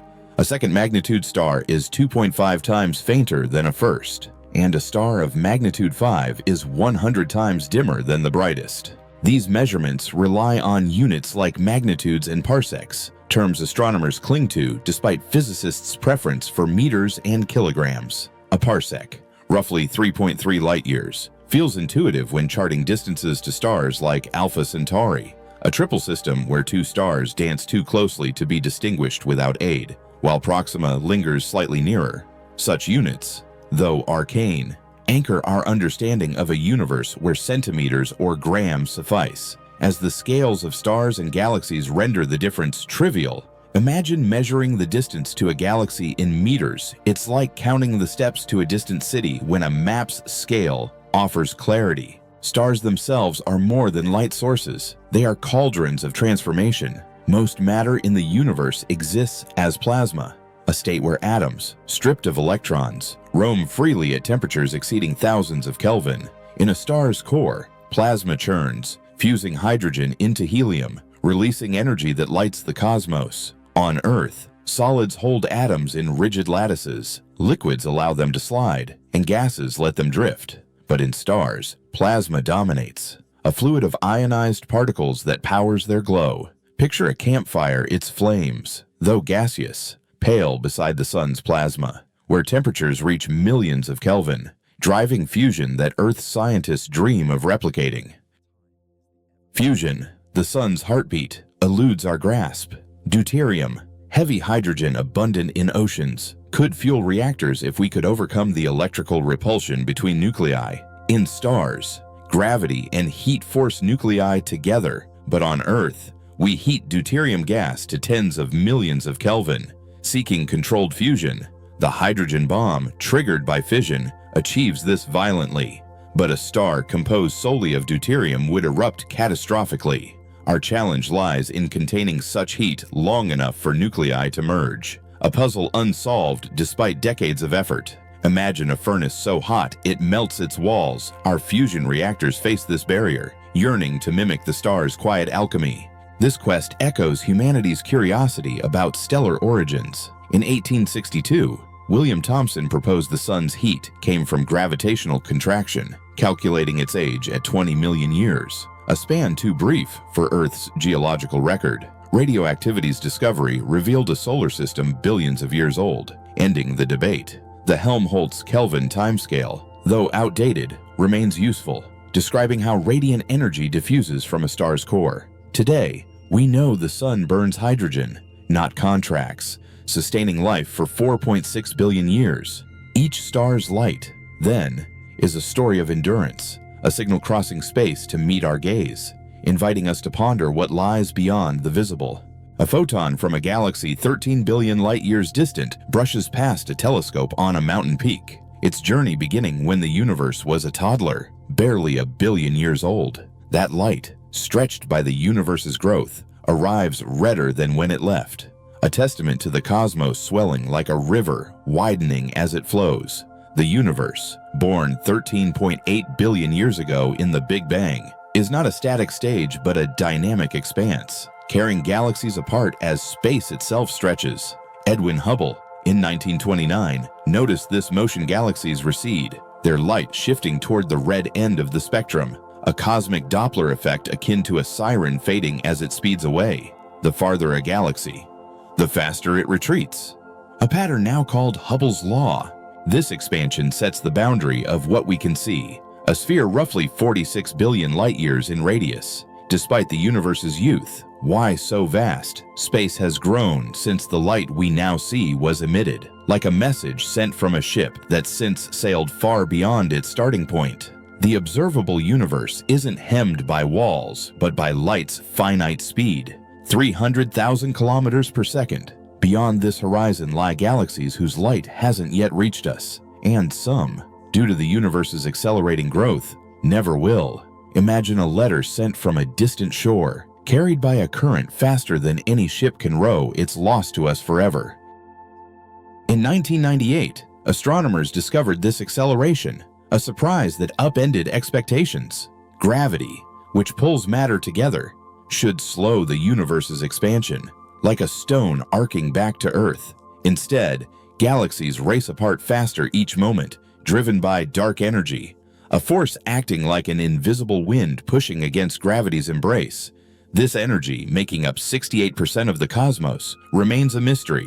Picture a fabric stretched taut, then pulled ever wider by an unseen hand. That's our universe, reshaped by a force we can't yet grasp. Some propose dark energy is a property of space itself, a constant energy woven into the vacuum, as Einstein once speculated with his cosmological constant in 1916. Others imagine dark energy as a dynamic field, dubbed quintessence, shifting over time, perhaps altering the universe's fate. If stronger, it could tear galaxies, stars, even atoms apart in a big rip. If weaker, the universe might collapse in a big crunch. For now, it promises a big chill, where galaxies drift so far apart that stars burn out, leaving a cold, sparse void. This expansion redraws our cosmic map daily, pushing more galaxies beyond our horizon. A galaxy 10 billion light-years away today sends light that will arrive in far more than 10 billion years. As space between us grows, some galaxies, too distant, are already beyond reach, their light forever outpaced by expanding space. This boundary, the cosmic event horizon, isn't a physical edge but a limit of perception, like the curve of a hill hiding a valley beyond. In ancient times, thinkers like Archytas in the 5th century BC pondered cosmic edges. He asked if a spear were hurled past the universe's boundary, would it rebound or vanish? The question exposed the paradox of a bounded cosmos. Something must lie beyond any limit. Epicurus, in the 4th century BC, argued the universe has no edge, infinite and filled with stars. Lucretius, a century later, echoed this, imagining a dart thrown at the cosmos's end, always finding more space. These ideas resonate today. Our universe may be infinite, or finite yet edgeless, like a sphere's surface where no boundary exists. Consider a balloon surface, dotted with galaxies. As it inflates, every dot moves apart, with no center or edge. Our universe behaves similarly, with no cosmic center Earth. The Sun or the Milky Way holds no special place. This is the location principle, asserting no point is privileged. The containment principle complements it, stating the universe holds all physical things, including space and time. Space isn't a void where the universe sits, it's part of the cosmos, expanding with it. The Big Bang wasn't an explosion into pre-existing space, but the birth of space itself, everywhere at once. If infinite, The universe was infinite at its start. If finite, it remained so, with no edge to cross. This challenges intuition. Picture standing on a shore, watching waves carry ships beyond sight. In the cosmos, there's no shore, no cliff where space ends. A traveler moving straight ahead in a finite universe might return to their start. Like circling a globe, astronomers search for such loops in the cosmic microwave background, a snapshot of the universe at 380,000 years old. When it cooled enough for light to travel freely, its uniformity suggests the universe's vastness, but faint patterns could hint at a finite, looped topology, like a cosmic quilt stitched at its seams. These boundaries shape our cosmic story. Galaxies beyond the horizon exist, perhaps with stars and planets, but their light is a message we'll never read. As dark energy drives expansion, more galaxies slip beyond our grasp. Like friends fading into a crowd, in trillions of years, only our local group Milky Way and its neighbors will remain visible, a lonely island in a darkening sea. Future observers might see a universe far smaller than ours, unaware of the vastness we glimpse today, their cosmic history dimmed by the relentless stretch of space.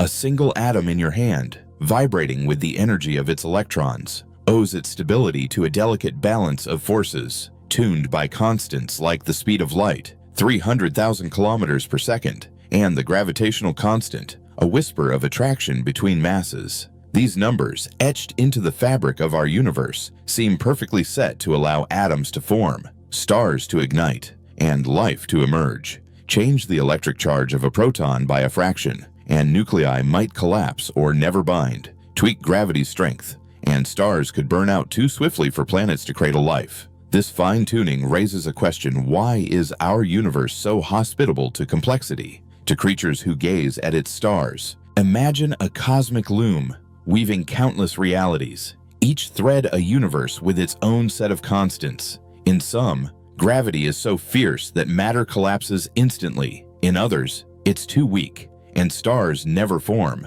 This is the multiverse, an ensemble of universes, each a separate tapestry with its own rules. Our universe, with its 100 billion galaxies and 10 to the power of 20 stars, might be just one weave among infinite others. The idea stems from cosmic inflation, a theory suggesting that fractions of a second after the Big Bang, 13.8 billion years ago, space expanded exponentially, ballooning from smaller than an atom to vast beyond measure. In this model, inflation didn't end everywhere at once. Picture a pot of water simmering, bubbles forming and bursting unevenly. Some regions of inflating space cooled into universes like ours, with stable atoms and long-lived stars. Others kept expanding, spawning new bubbles, each with different constants. In one, the speed of light might be sluggish, dimming stars to mere glows. In another, Planck's constant could amplify quantum effects, making matter shimmer unpredictably. These bubble universes, isolated by expanding space, form a multiverse, each realm beyond our reach, like islands separated by an unbridgeable sea.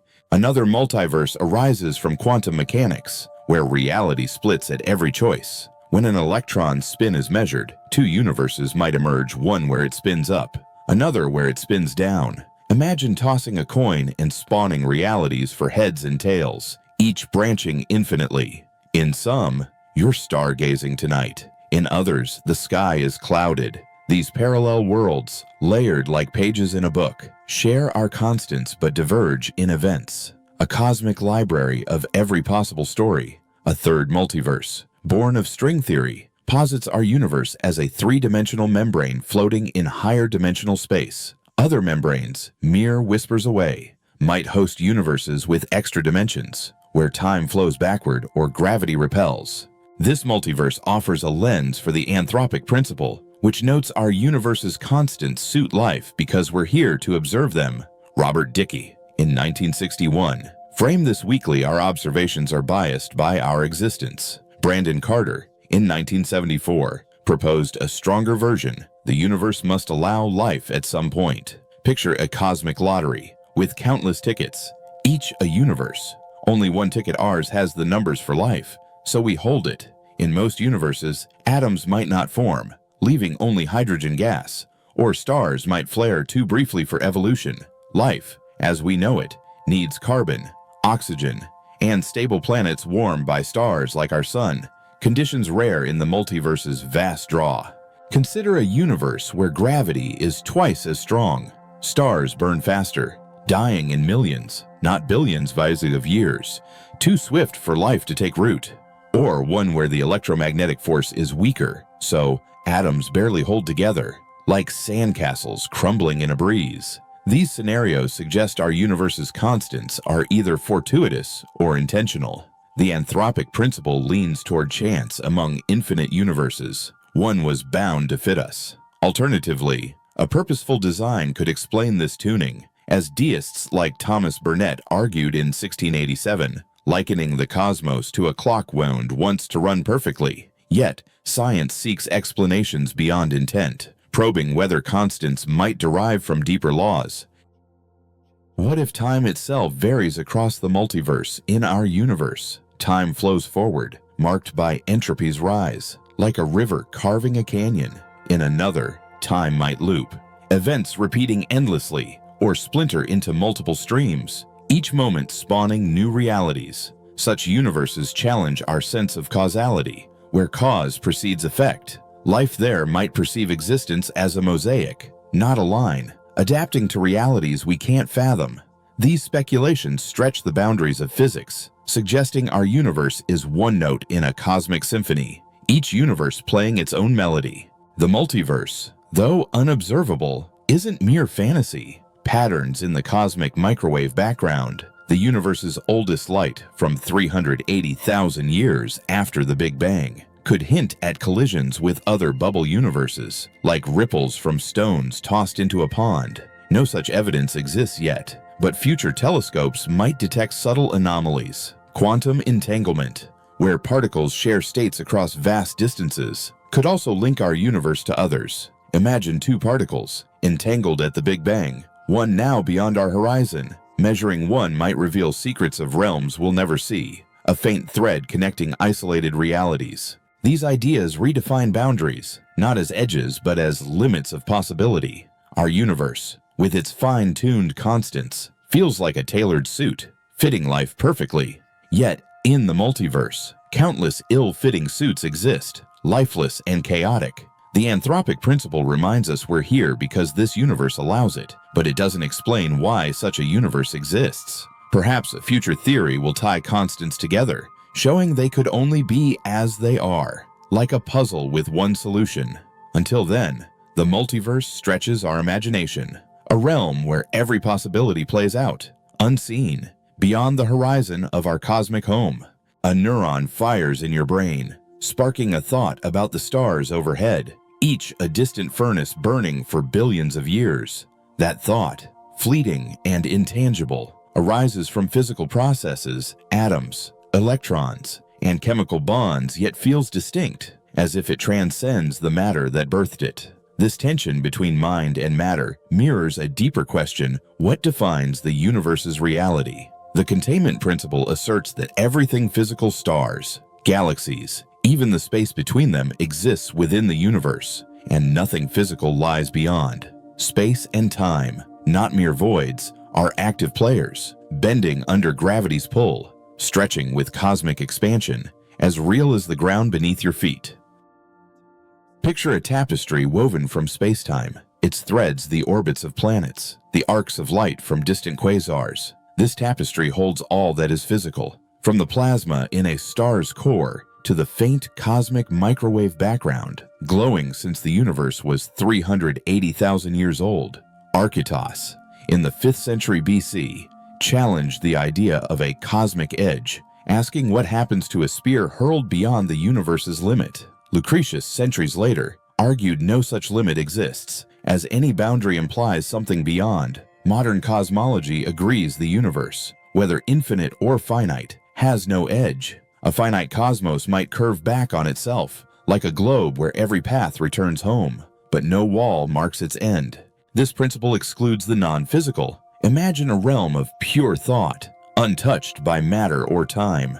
Such a place, if it exists, lies outside the universe's physical bounds, inaccessible to telescopes or equations. Yet, your thoughts, emotions, and consciousness emerge from physical processes, neurons firing, synapses crackling.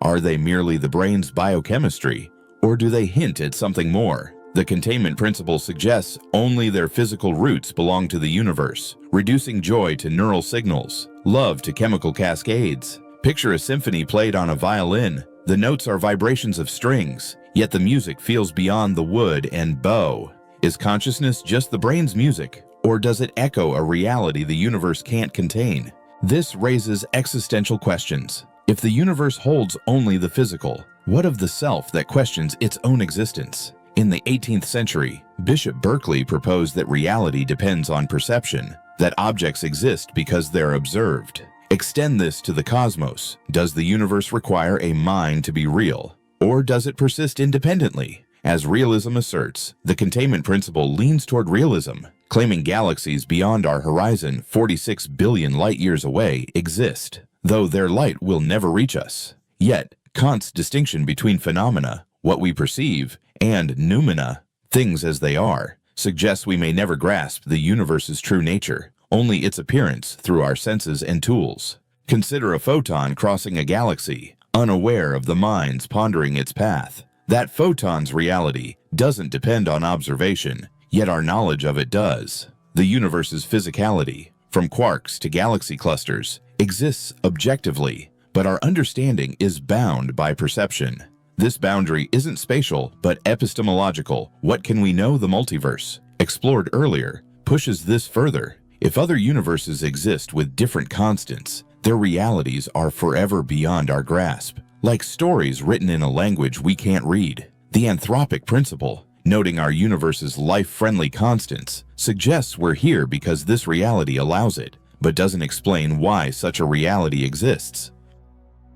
What if consciousness itself shapes cosmic boundaries? Imagine a universe where every sentient being's observations collapse quantum possibilities, as in quantum mechanics, where measuring a particle's state fixes its reality. In our universe, an electron's spin is uncertain until observed, collapsing a wave of probabilities into a definite state. Across billions of light-years, an alien mind might collapse a photon state, subtly weaving the cosmos's fabric. This speculative idea, inspired by the bootstrap principle, suggests the microcosm of minds reflects the macrocosm of the universe. Anaxagoras, in ancient Greece, claimed everything contains a portion of everything else. Could consciousness be a cosmic thread, linking observers to the reality they perceive? This echoes Mach's principle, which posits a body's inertia depends on all other masses in the universe. Picture a lone asteroid spinning in space, its motion defined not just by local forces, but by the distant tug of every star. Similarly, consciousness might emerge not from isolated brains, but from the universe's interconnected web, a network of physical interactions spanning galaxies. If so, the boundary between observer and observed blurs, suggesting our questions about the cosmos are part of its fabric. The containment principle, though, insists this interplay remains physical, rooted in space-time, not some ethereal realm.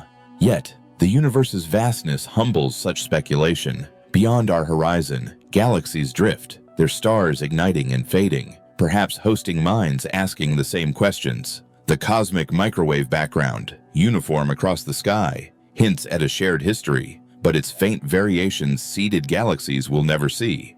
These unobservable realms challenge our sense of centrality. The location principle denies Earth a special place, yet our consciousness feels unique, a solitary lens on a cosmos too vast to comprehend. Picture a single wave on an ocean, aware only of its own crest, yet part of a boundless sea.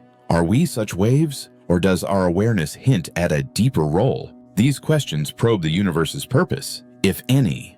Deists, like William Paley in 1802, saw design in nature's complexity, likening the cosmos to a watch implying a watchmaker. Modern science, through natural selection and physics, explains complexity without intent. Yet the fine-tuning of constants like gravity's precise strength revives the debate. Is the universe a cosmic accident, one of many, or a singular reality crafted for life? The containment principle sidesteps purpose, focusing on what is physical, measurable, and real. Still, the human mind, bound by this principle, reaches beyond, asking why atoms exist, why time flows, why we ponder at all. This boundary of knowledge, like the cosmic horizon, isn't a barrier but a frontier. Each question, like a photon's journey, carries us closer to understanding. Even if the ultimate reality remains elusive, the universe, with its 100 billion galaxies, holds answers in its stars, its voids, and perhaps in the minds that contemplate them. Each a spark in the cosmic dark, seeking to illuminate what lies within and beyond. A neuron fires in your brain, sparking a thought about the stars overhead, each a distant furnace burning for billions of years. That thought, fleeting and intangible, arises from physical processes, atoms, electrons, and chemical bonds, yet feels distinct, as if it transcends the matter that birthed it. This tension between mind and matter mirrors a deeper question: what defines the universe's reality? The containment principle asserts that everything physical, stars, galaxies, even the space between them, exists within the universe, and nothing physical lies beyond. Space and time, not mere voids, are active players, bending under gravity's pull, stretching with cosmic expansion, as real as the ground beneath your feet. Picture a tapestry woven from space-time, its threads the orbits of planets, the arcs of light from distant quasars. This tapestry holds all that is physical, from the plasma in a star's core to the faint cosmic microwave background, glowing since the universe was 380,000 years old. Archytas, in the 5th century BC, challenged the idea of a cosmic edge, asking what happens to a spear hurled beyond the universe's limit. Lucretius, centuries later, argued no such limit exists, as any boundary implies something beyond. Modern cosmology agrees the universe, whether infinite or finite, has no edge. A finite cosmos might curve back on itself, like a globe where every path returns home, but no wall marks its end. This principle excludes the non-physical. Imagine a realm of pure thought, untouched by matter or time. Such a place, if it exists, lies outside the universe's physical bounds, inaccessible to telescopes or equations. Yet, your thoughts, emotions, and consciousness emerge from physical processes: neurons firing, synapses crackling. Are they merely the brain's biochemistry, or do they hint at something more? The containment principle suggests only their physical roots belong to the universe, reducing joy to neural signals, love to chemical cascades. Picture a symphony played on a violin. The notes are vibrations of strings, yet the music feels beyond the wood and bow. Is consciousness just the brain's music, or does it echo a reality the universe can't contain? This raises existential questions. If the universe holds only the physical, what of the self that questions its own existence? In the 18th century, Bishop Berkeley proposed that reality depends on perception, that objects exist because they're observed. Extend this to the cosmos: does the universe require a mind to be real, or does it persist independently? As realism asserts, the containment principle leans toward realism, claiming galaxies beyond our horizon, 46 billion light-years away, exist, though their light will never reach us. Yet, Kant's distinction between phenomena, what we perceive, and noumena, things as they are, suggests we may never grasp the universe's true nature, only its appearance through our senses and tools. Consider a photon crossing a galaxy, unaware of the minds pondering its path. That photon's reality doesn't depend on observation, yet our knowledge of it does. The universe's physicality, from quarks to galaxy clusters, exists objectively, but our understanding is bound by perception. This boundary isn't spatial but epistemological. What can we know the multiverse, explored earlier, pushes this further.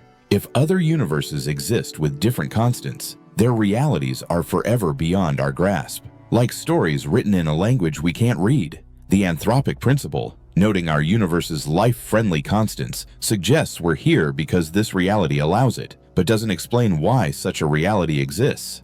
What if consciousness itself shapes cosmic boundaries? Imagine a universe where every sentient being's observations collapse quantum possibilities, as in quantum mechanics, where measuring a particle's state fixes its reality.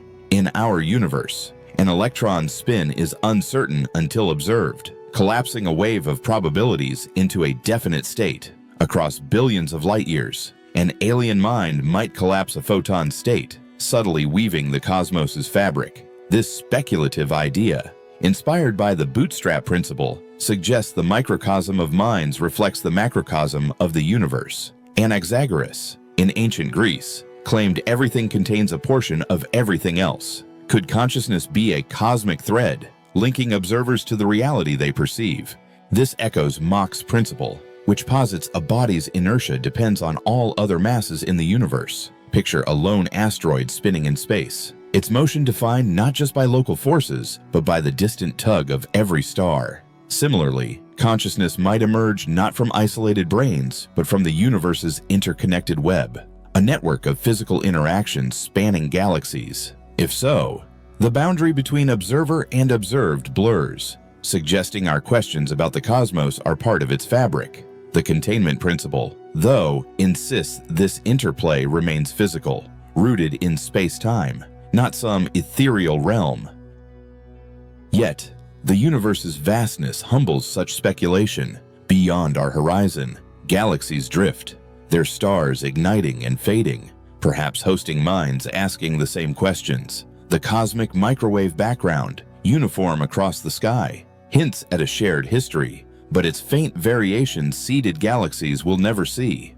These unobservable realms challenge our sense of centrality. The location principle denies Earth a special place, yet our consciousness feels unique, a solitary lens on a cosmos too vast to comprehend. Picture a single wave on an ocean, aware only of its own crest, yet part of a boundless sea. Are we such waves? Or does our awareness hint at a deeper role? These questions probe the universe's purpose. If any, deists, like William Paley in 1802, saw design in nature's complexity, likening the cosmos to a watch implying a watchmaker. Modern science, through natural selection and physics, explains complexity without intent. Yet the fine-tuning of constants like gravity's precise strength revives the debate. Is the universe a cosmic accident, one of many, or a singular reality crafted for life? The containment principle sidesteps purpose, focusing on what is physical, measurable, and real. Still, the human mind, bound by this principle, reaches beyond, asking why atoms exist and exist, why time flows, why we ponder it all. This boundary of knowledge, like the cosmic horizon, isn't a barrier, but a frontier. Each question, like a photon's journey, carries us closer to understanding. Even if the ultimate reality remains elusive, the universe, with its 100 billion galaxies, holds answers in its stars, its voids, and perhaps in the minds that contemplate them, each a spark in the cosmic dark, seeking to illuminate what lies within and beyond.